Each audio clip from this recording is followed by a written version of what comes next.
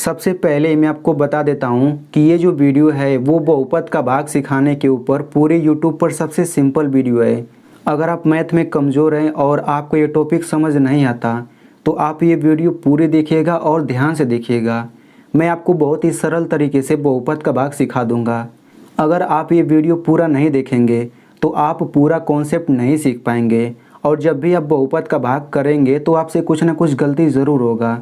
अगर इतना कहने के बाद भी आप पूरा वीडियो नहीं देखना चाहते हैं तो आपसे रिक्वेस्ट है कि आप अभी इस वीडियो को छोड़ दीजिए। जो लोग सच में बहुपद का भाग सीखना चाहते हैं केवल वही लोग इस वीडियो को पूरा देखेंगे। तो चलिए वीडियो शुरू करते हैं।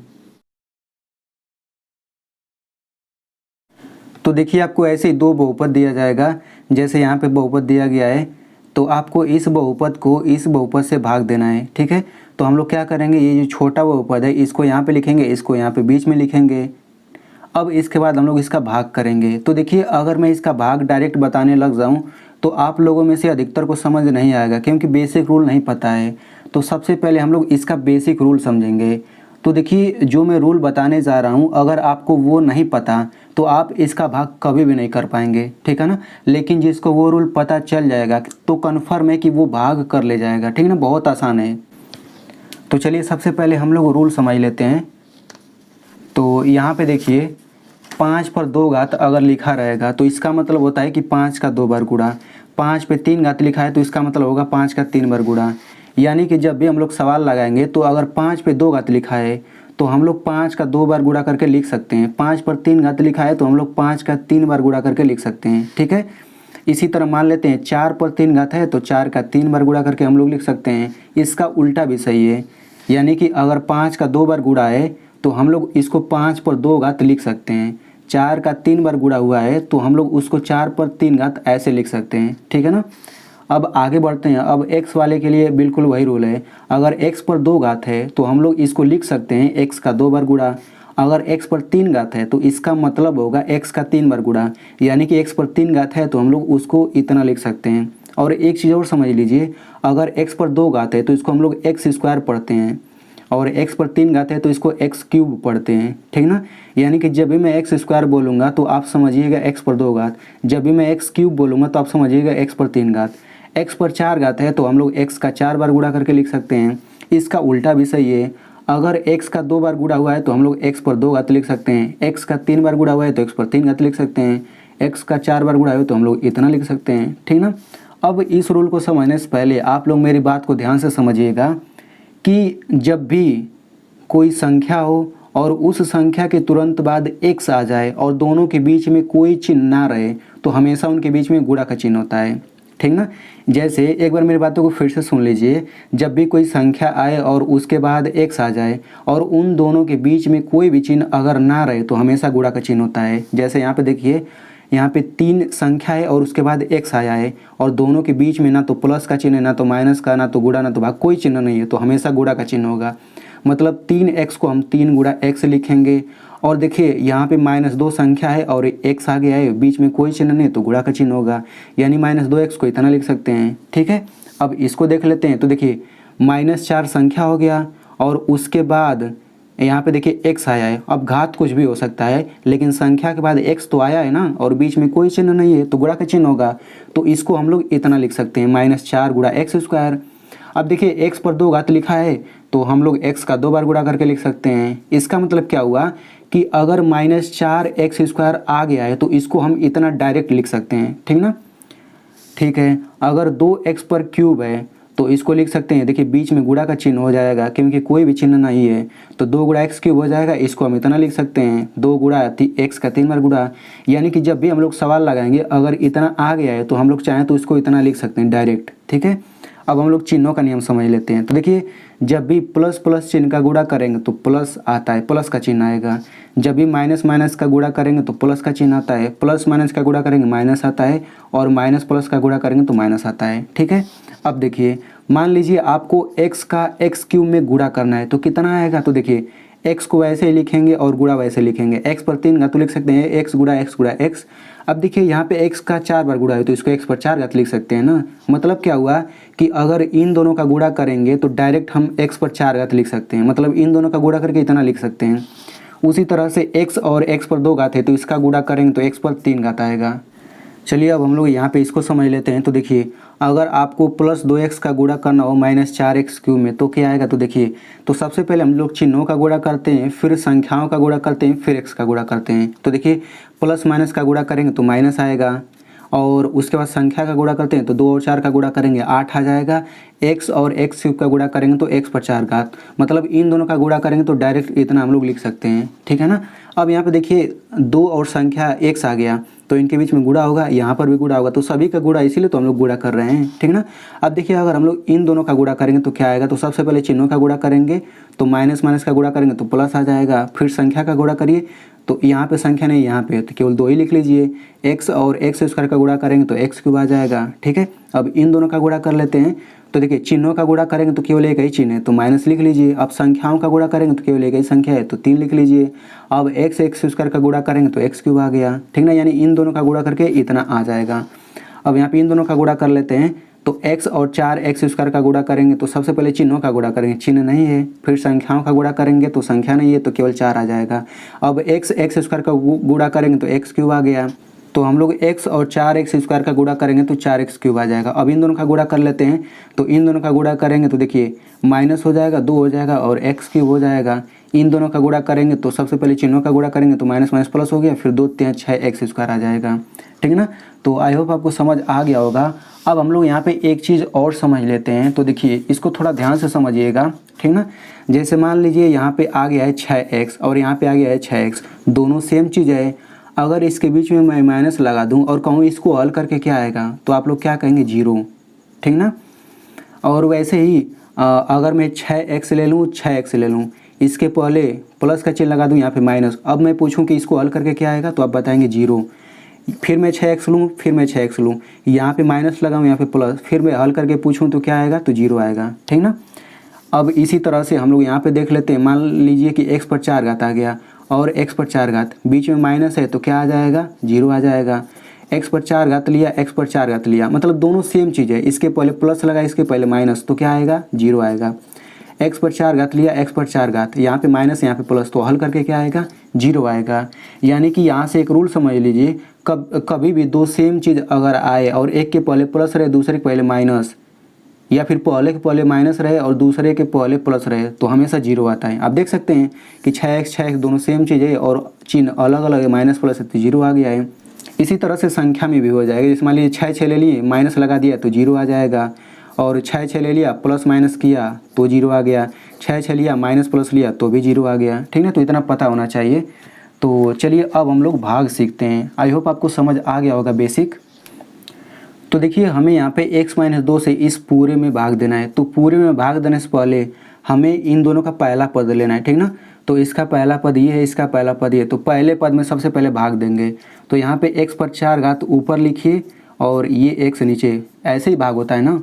अब इसको हम लोग हल करते हैं। तो देखिए x पर 4 घात का मतलब क्या हुआ, x का 4 बार गुणा, ठीक ना, फिर बटा ये हो जाएगा x, तो एक x से एक x कटा।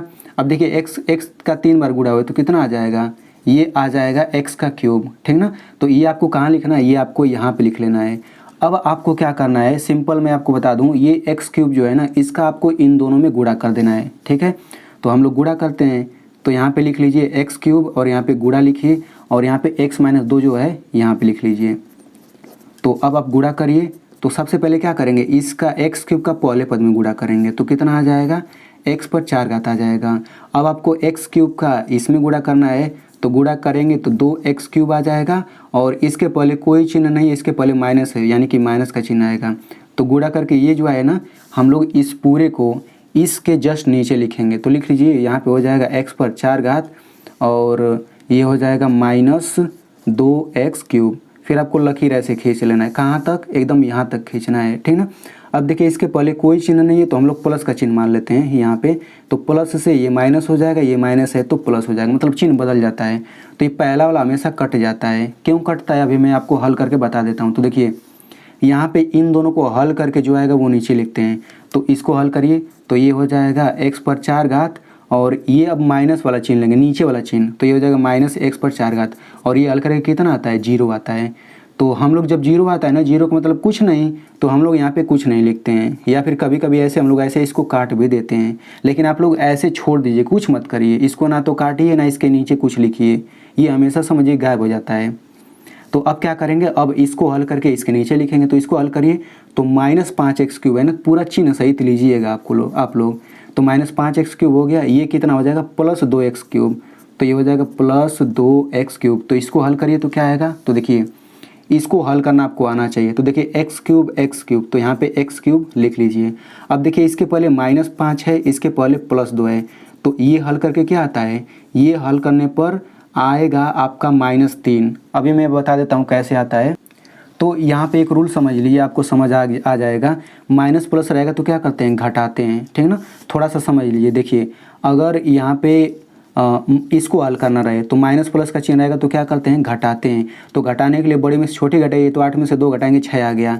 अब बड़ी संख्या 8 है और 8 के पहले माइनस है तो माइनस का चिन्ह लगा देंगे, यानी कि इसको हल करके -6 आ जाएगा, ठीक ना। तो उसी तरह से इसको हल करिए, तो माइनस प्लस है तो घटाएंगे, तो 5 में से 2 घटा 3 आ जाएगा। 5 बड़ा है, 5 के पहले माइनस है तो माइनस लिख देंगे, तो -3 इसके नीचे लिखिए। मतलब क्या कि इन दोनों को हल करके -3x³ आएगा, ठीक ना। तो ये कहाँ पे लिखना है, चूँकि इसको हल करके आ रहे हैं तो इसके नीचे लिखेंगे -3x³। अब उसके बाद क्या करेंगे, ये आगे का सब उतार लीजिए, तो ये हो जाएगा +7x² -8x +12, ठीक ना। अब आप समझिए ना कि इस x-2 से अब आपको इसमें भाग देना है, तो पहला पद उठाइए ये वाला और पहला पद ये उठाइए, ठीक ना। तो अब यहाँ पे इसको लिख लीजिए -3x³, फिर बटा यहाँ पे इसका पहला पद लीजिए x लीजिए, मतलब आपको इसका पहला पद लेना है, इससे भाग देना है हमेशा। तो अब देखिए भाग करेंगे तो क्या आएगा, देखिए इसको लिख सकते हैं -3 गुणा x पर 3 घात है तो लिख सकते हैं x का 3 बार गुणा, फिर बटा x, तो x से x कटा। अब ये देखिए x गुणा करेंगे x² और ये -3 है तो -3x² आ जाएगा। अब ये -3x² कहाँ पे लिखेंगे, यहाँ पे लिखेंगे -3x², यानी कि जब भी आप लोग पहले पद का भाग करेंगे तो जो आएगा वो आपको यहाँ पे लिखना है, और इसी का आपको इन दोनों में गुणा करना रहेगा। तो x-2 में किसका गुणा करना है, इसका, तो यहाँ पर लिख लेते हैं। तो x-2 लिखिए, गुणा करना है किस में, इसी से -3x² से। तो इसका गुणा करिए आप लोग, तो गुणा करने पर क्या आएगा, तो देखिए मैं आपको बता देता हूँ। तो सबसे पहले आप ये पहला पद का गुणा करिए, तो देखिए यहाँ पे इसके पहले माइनस है, इसके पहले कोई चिन्ह नहीं है, तो चिन्हों का गुणा करेंगे तो क्या आएगा, माइनस आ जाएगा, मतलब केवल एक ही चिन्ह है। अब संख्याओं का गुणा करें तो केवल एक ही संख्या है तो 3 लिखिए। अब x और x² का गुणा करेंगे x³ आएगा, मतलब इन दोनों का गुणा करके इतना आ जाएगा, ठीक है। अब इन दोनों का गुणा करते हैं तो माइनस माइनस का गुणा करेंगे प्लस, और 2 का 3 में गुणा करेंगे 6, और ये x² है तो x² आ गया, यानी इन दोनों का गुणा करके ये आ गया। तो ये कहाँ लिखना है, एकदम जस्ट इसी के नीचे, ये आपको पता है ना, तो लिख लेते हैं। देखिए यहाँ पे इसी को नीचे लिखना है, तो ये हो जाएगा -3x³ और प्लस ये हो जाएगा 6x², ठीक है ना। अब पूरा लकीर कहाँ तक खींचिए, पूरा एकदम इसके नीचे तक। ये माइनस है तो प्लस हो जाएगा, प्लस है तो माइनस हो जाएगा, तो ये पहला वाला हमेशा 0 आ जाएगा। इसको हल करके आप लोग देख लीजिए 0 आएगा, तो पहला छोड़ दीजिए, दूसरे वाले को हल करिए। तो दूसरा वाला क्या है, ये हो जाएगा +7x², और ये देखिए अब माइनस वाला चिन्ह लेंगे, नीचे वाला चिन्ह लिया जाएगा, तो -6x², ठीक है ना। इसको हल करके देखिए क्या आता है, तो देखिए x² है तो यहाँ पे आप x² लिख लीजिए। अब यहाँ पे +7 है, यहाँ पर -6 है, तो ये हल करना आना चाहिए। तो देखिए जब प्लस माइनस का चिन्ह रहेगा तो क्या करते हैं, तो देखिए प्लस माइनस का चिन्ह रहेगा तो हम लोग घटाते हैं, तो आप घटा लीजिए। तो 7 में से 6 घटेगा 1 आ गया, और बड़ा संख्या 7 है तो इसके पहले प्लस है तो हम प्लस लगाएंगे, यानी कि इसको हल करके क्या आ जाएगा +1x²। इसको हल करके +1x² आ जाएगा, तो ये कहाँ लिखना है, इसके नीचे, तो +1x²। अब आगे का पूरा उतार लीजिए, -8x हो गया +12 हो गया, ठीक ना। फिर आपको क्या करना है, अब समझिए कि x-2 से इसमें भाग देना है, तो पहला पद फिर उठाइए, एकदम सब वैसे ही करते चले जाना है भाई। तो ये हो जाएगा +1x², और किससे भाग देना है, x से भाग देना है ना, तो यहाँ पे बटा x लिखिए। तो अब क्या करेंगे, ये +1 हो गया, फिर गुणा x का 2 बार गुणा करके लिख देते हैं, फिर बटा x, तो कट गया, कितना आ जाएगा +1x। तो जब भी पहला पद का भाग करेंगे तो ये कहाँ लिखना है, ये यहाँ पे लिखना है, ठीक ना, +1x। अब +1x का इसमें गुणा कर देना है, तो ठीक है।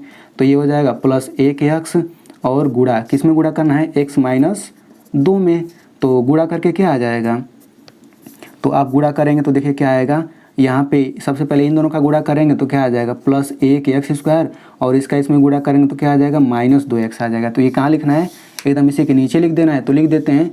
तो यहाँ पे ये हो जाएगा प्लस 1x² और -2x, तो ये हो जाएगा -2x। फिर लाइन खींचिए एकदम इसके नीचे तक, तो ये माइनस ये प्लस हो गया, ठीक ना। तो पहला वाला 0 आ जाएगा, हमेशा पहला वाला हमेशा ऐसे ही छोड़ देते हैं, ये 0 ही आता है पहला वाला। अब इसको हल करते हैं तो देखिए क्या है -8x और ये है +2x, ठीक ना। तो ये हल करेंगे तो क्या आएगा, तो x है तो x लिख लीजिए और -8 + 2 तो देखिए माइनस प्लस रहता है तो घटाते हैं, तो 8 में से 2 घटेगा 6 आ गया, और 8 बड़ा है तो माइनस का चिन्ह लगाएंगे, मतलब कि -6x। इन दोनों को हल करके -6x आ गया, तो ये हो जाएगा -6x। तो देखिए इस तरह का सवाल आपको किसी भी कीमत पे आना ही चाहिए, नहीं आएगा तो आपको सवाल समझ में नहीं आएगा, ठीक ना।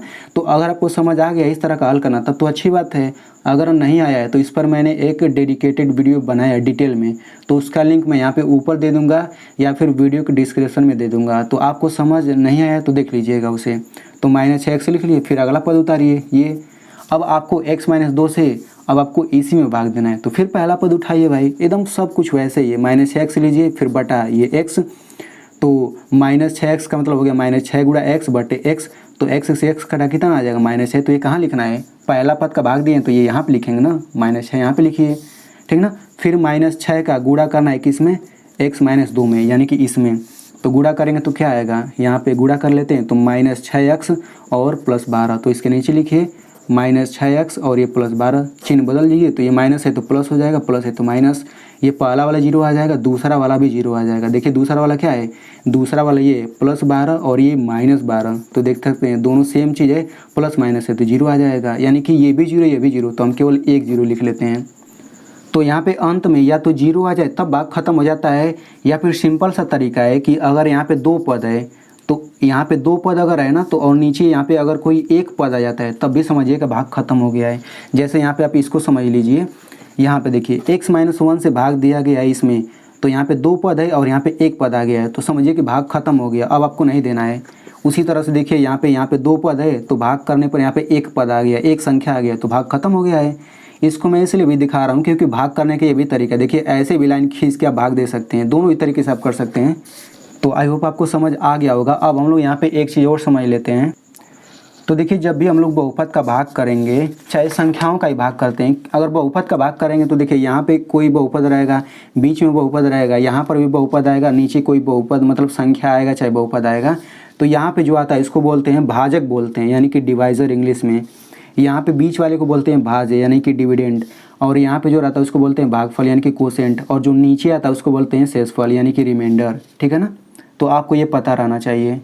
अब यहाँ पे इसे भी समझ लीजिए, देखिए आपको जब भी बहुपद का भाग आएगा ना, तो आपको ऐसे ही कहेगा कि इस बहुपद को इसी से भाग दीजिए, तो आप हमेशा इसको यहाँ पे लिखेंगे और इस वाले को बीच में, फिर भाग करना शुरू कर देंगे। लेकिन इस तरह डायरेक्ट करेंगे तो गलत हो सकता है। सबसे पहले आपको क्या करना रहेगा, देखिए इसमें सबसे बड़ी घात वालों को पहले लिखना रहता है, ठीक ना, और जो संख्या रहता है उसको अंतिम में लिखना रहता है। तो सबसे बड़ी घात ये है तो इसको सबसे पहले लिखेंगे, और इस वाले को देखिए मतलब सबसे बड़ी घात पहले रहेगा, फिर छोटी घात, फिर छोटी घात, ऐसे करके लिखना रहता है। फिर बाद में x आ जाएगा, और संख्या तो सबसे लास्ट में रहता है, मतलब इसको हम इतना लिखेंगे, और इसमें देखिए x को सबसे पहले करिए, संख्या को लास्ट में करिए, यानी कि सबसे पहले क्रम से कर लेंगे फिर भाग देंगे। तो देखिए x + 1 यहाँ पे लिखेंगे, अब इस नीचे वाले को यहाँ पे लिखेंगे, तब जाके भाग करेंगे, ठीक ना। तो देखिए जो हमने भाग किया है इसमें पहले से एकदम क्रम से दिया है, देखिए 4 घात, 3 घात, 2 घात, यहाँ पे कुछ नहीं है तो 1 घात, फिर संख्या, यहाँ पे भी देख लीजिए, तो हमने डायरेक्ट कर दिया। लेकिन जब नहीं दिया रहता है तो हम लोग उसको क्रम में करके ही हम लोग भाग देंगे, नहीं तो गलत आ जाएगा। तो आई होप आपको समझ आ गया होगा। अब मैं आपको यहाँ पे सवाल दे देता हूँ, तो आप लोग उसे ज़रूर हल करिएगा। तो यहाँ पे देखिए आपको x - 3 से इस बहुपद में भाग देना है, और आपको भागफल और शेषफल आंसर बताना है कमेंट में। तो देखिए दोस्तों, इतना सरल तरीके से समझाने के लिए वीडियो के पीछे बहुत मेहनत होती है। सच में इस वीडियो को बनाने में बहुत मेहनत लगा है। तो आप लोगों से रिक्वेस्ट है कि केवल एक लाइक कर दीजिए, और इस वीडियो को अपने दोस्त के साथ ज़रूर शेयर करिएगा, क्योंकि आपको समझ आ गया है तो उसे भी समझ आ जाएगा, उसका बहुत फ़ायदा हो जाएगा।